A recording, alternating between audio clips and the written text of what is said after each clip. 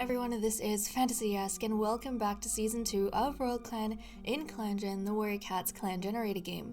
When we left off in the previous episode, we had a failed confession and for one of our cats a very bad day because of that, which I think ended off on a slightly high note because the cat that he confessed to, despite, the rejection, had conflicted feelings afterwards and couldn't stop thinking about him, so it kind of worked out.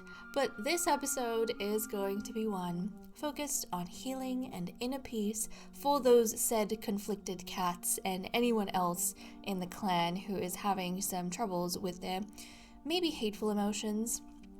So let us check in with the Leader's Den. It is the final turn of New Leaf and we are at Moon 86. So Queen Rainstar has maintained all of our alliances, which is quite nice of her.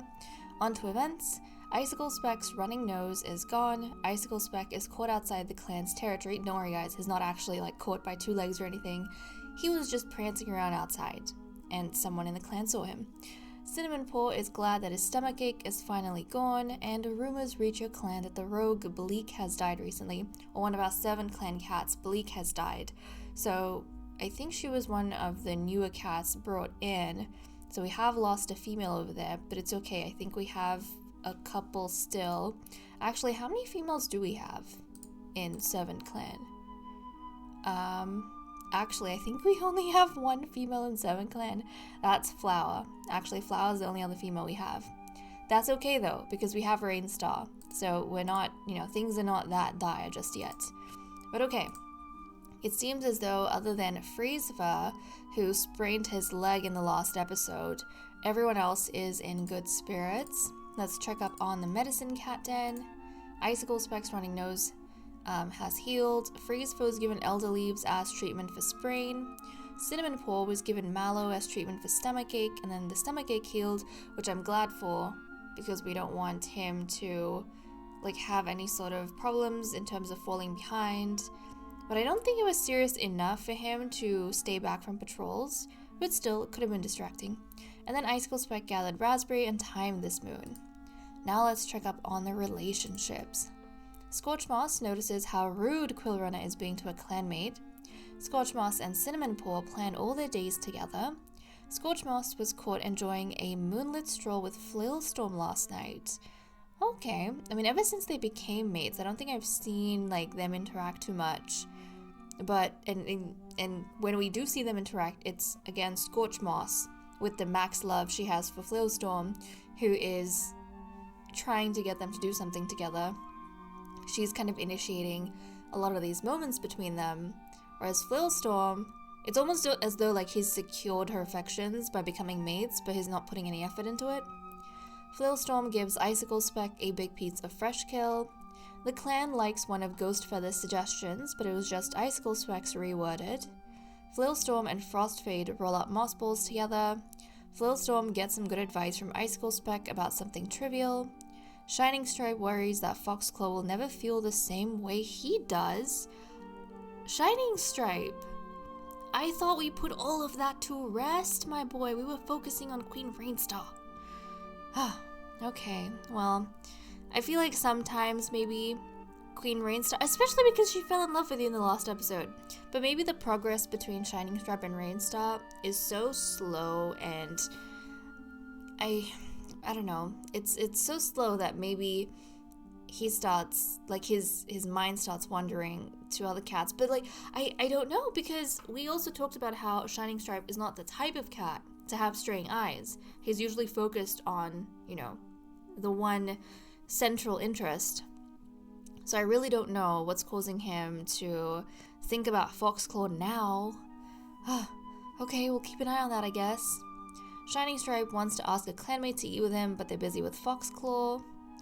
Flarefreckle is always happy to be around Cinnamon Paw. Flarefreckle is surprised when Foxclaw compliments her. Bearpelt and Riverpaw snarl at one another over something trivial.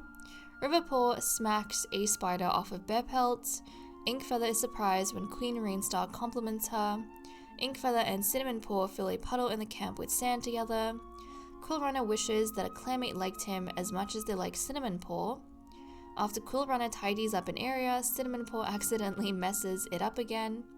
Frostfade and Bearpelt trip over the same twig in camp. Riverpaw takes Frostfade's side while Frostfade is in a debate. Foxclaw thinks about how Quill Runner is always reliable.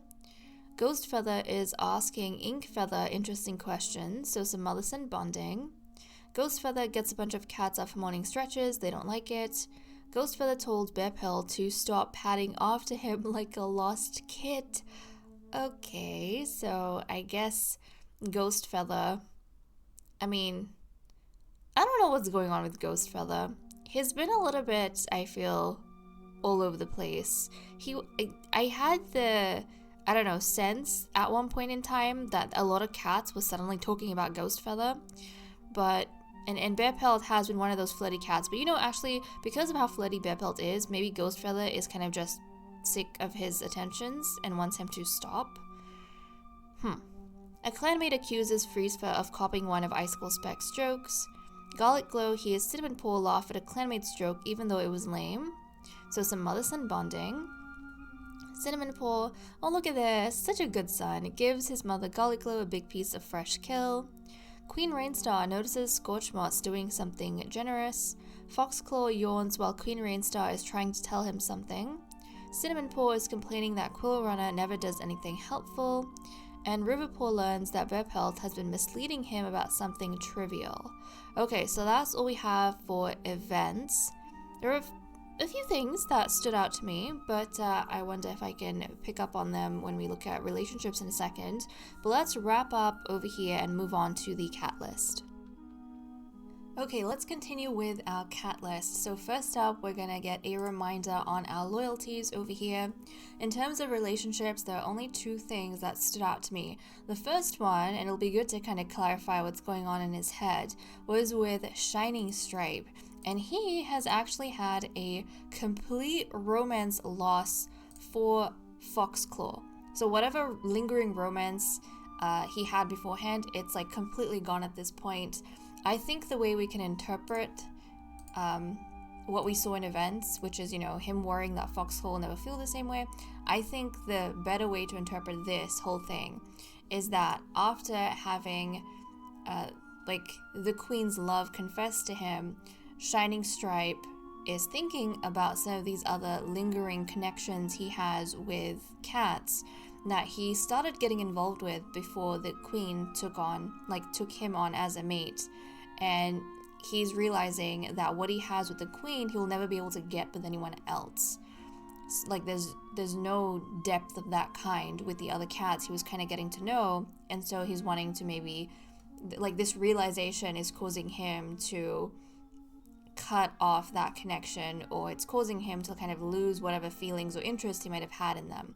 And that's kind of the process of what he's been going through with Foxclaw.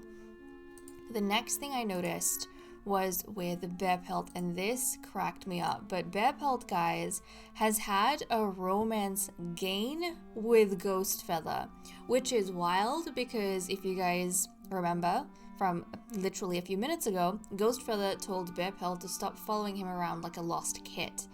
And typically you'd think something like that would kind of make you feel like really embarrassed and diminish whatever feelings you have for someone, but Bearpelt is shameless. So when Ghostfeather keeps saying no to him, all Bearpelt hears is, he's playing hard to get, maybe I should pursue him a little bit harder.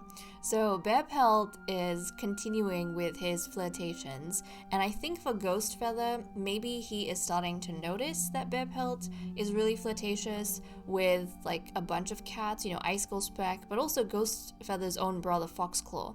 And maybe that's why Ghostfeather is finally getting irritated with Bearpelt, and he doesn't like this pursuit anymore because he realizes that Bearpelt is kind of doing the same thing to him and his brother, and he doesn't want to be caught up in that kind of love triangle.